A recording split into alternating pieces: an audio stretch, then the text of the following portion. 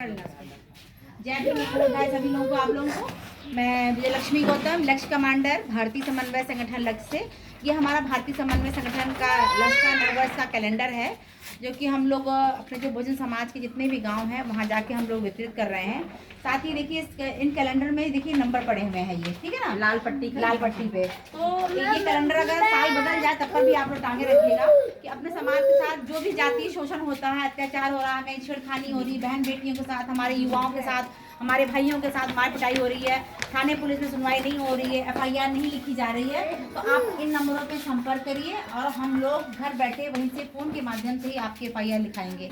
इसके साथ साथ जो हमारे बहुजन समाज के लोग हैं, उनको जो हमारे महापुरुष हैं, उनकी विचारधारा को बताते हैं कि किस प्रकार कितने विकट परिस्थितियों से उन्होंने, कितने संघर्ष से हम लोग को इस स्तर पर पहुंचाया है। लेकिन चूंकि हम लोग अच्छा खा रहे हैं, अच्छा पहनने को मिल रहा है, तो जो हमारी एक नैतिक जिम्मेदारी बनती है कि हम भी कुछ करें अपने समाज के लिए, वो हम लोग काम नहीं कर रहे हैं। पहले सब लोग पहले लोगों को खाने को नहीं मिलता था, है ना, तो लोग मेहनत मजदूरी कर रहे थे, जुटे हुए थे कि हाँ हमको पूरा हक मिल जाए, अधिकार मिल जाए। बाबा साहब ने संविधान के माध्यम से हमको हक अधिकार दे दिया, तो हम लोग क्या करते हैं, अरे हमको तो खाने को मिल गया, पहनने को मिल गया, हम लोग आराम करते हैं।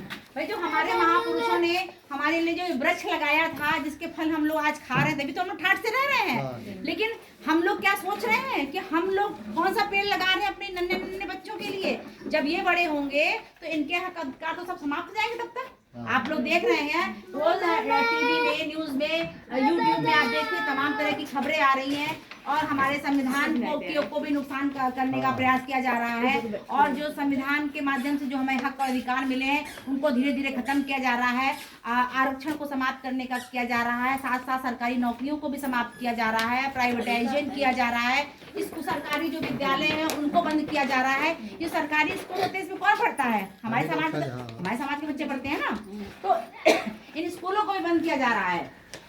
और तो और पहले हम अपने बच्चों को ना कापी किताब लेके भेजते थे कि भाई जाओ बच्चा हमारा पढ़ेगा। इन्हीं स्कूलों से पढ़ के हमारे समाज के लोग इतने बड़े बड़े पदों पर पहुंच गए हैं। लेकिन सरकारों ने क्या किया, हिमंत वाली सरकारें हैं, इनका विचार अच्छा नहीं है। सोचते हैं कि इसी शिक्षा के बदौलत भी इतना ऊंचे बढ़े हैं, तो इस शिक्षा व्यवस्था को ऐसी चौपट कर दो कि फिर से भीख मांगने की नौबत में आ जाए, तो जो जिस जात का है उसी जात का काम करना चाहिए। तो हम सभी लोगों को जागने की जरूरत है।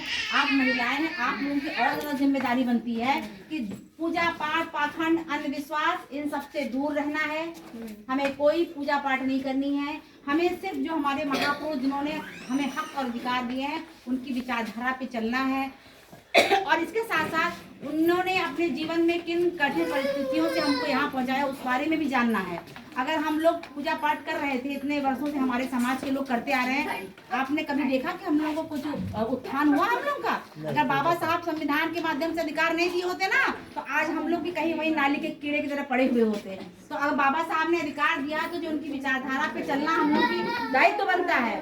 और जो भी आपको समय मिले उस समय का उपयोग समाज के उत्थान के लिए करिए, महापुरुषों की चर्चा के लिए करिए, अपने हक अधिकार के लिए करिए।